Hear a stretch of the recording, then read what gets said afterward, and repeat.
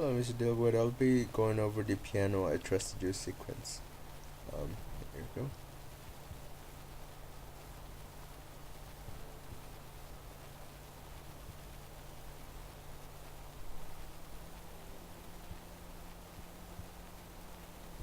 Alright, so as the movie starts, Flora was going to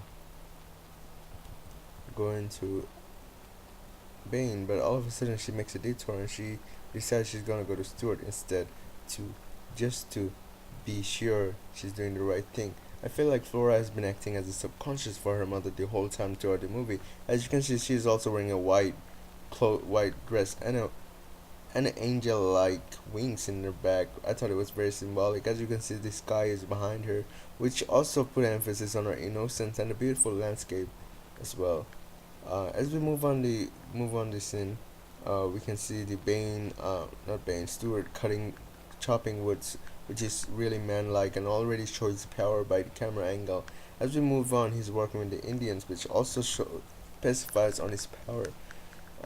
We can also see how Stewart is dressed, which is a very like a man like with a vest and whatnot, and got a very rough look like a man is supposed to have in 19th century. And he snatches the gift away, and as he reads it, he gets really mad. As you can see, this part of the story was very important as well.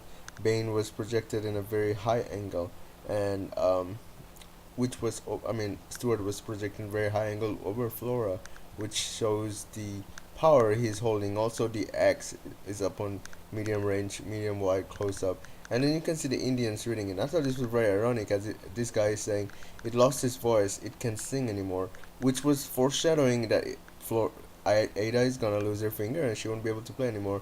And then as we also in the forest, as we see, the weather is very gloomy and it's raining and everything, and it's very sad situation already, which kind of explains that something ironic going to happen. But you see, then uh, there's this first interaction with Ada and Stuart, and you see Ada's face is completely out of shock. She's out of innocence. She's reading a book, and as he chops off the book, he puts an X. He chops off the book, which is also ironic and foreshadows that her finger is about to get chopped off. And as you see, like, he's angry and he's screaming, I trusted you," and then he puts the X on the piano, which is very ironic as well. And there was a close up in the camera shot, and the camera here is moving everywhere.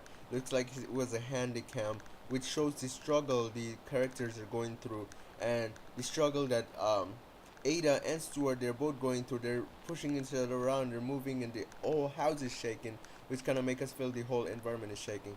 And again, as you see here, this is one of the most important element. I thought the white everywhere, the white clothes hanging out. I thought the white symbolized something new beginning, so I thought it was something new was gonna happen from now. But as you can see, Ada is getting her hand chopped off, her emotion and everything, her struggle. She's really like passionate about trying to break free, and then after, I mean, she's struggling right now, but as you can see, after he holds him down, she will stop the movement, and her emotion and everything changes. Um, just a minute. All right, here it was like, "Do you love him?" When he says that, her emotion just silence, and there's a close up on her hand, the piano hand, the beautiful piano hand, as they mentioned in the movie, as they were showing in the movie. And after Stuart said, "Do you love him?" Ada was trying to show her love for him. Therefore, he's willing to sacrifice her life. Therefore, he's like, "Oh, finger doesn't mean anything. My love means more." And then Flora was more dramatic here, as she was. Here's the close up again, as her blood splashes all over her, which kind of says the blood was on Flora because she was trying to be the subconscious to do the right thing, and she became the victim of her mother as well, because it was her fault even though she didn't realize it. um, and and this was very important, as the diagenetic sound and the non-diagenetic sound changes. The All the voices and the rushing and puffing all stops, everything stops. Only the music is playing in very low tones, which kind of makes us feel like try to put us in her shoes, like we're trying to get into her emotions. Everything stops. She's in a profound and non-energetic emptiness is all surrounding her, and the weather supplements it perfectly, as you can see behind in the background. and she just like moves around as if nothing really mattered, and she's going away from Stuart. She has nowhere to go, so it kind of says like she's going away. It's a new beginning for her, and like she falls down and she gets up again. As you can see again here, Flora, she's all innocent and she still doesn't know what's going on, honestly, and she still does what Stuart tells them, and we show Stuart's power over both the girls. And the whole movie is trying to show the power of men in 19th century. And again, Flora runs away like innocently with her angel-like thing in her back, and Ada is struggling and trying to start over all again. Thank you.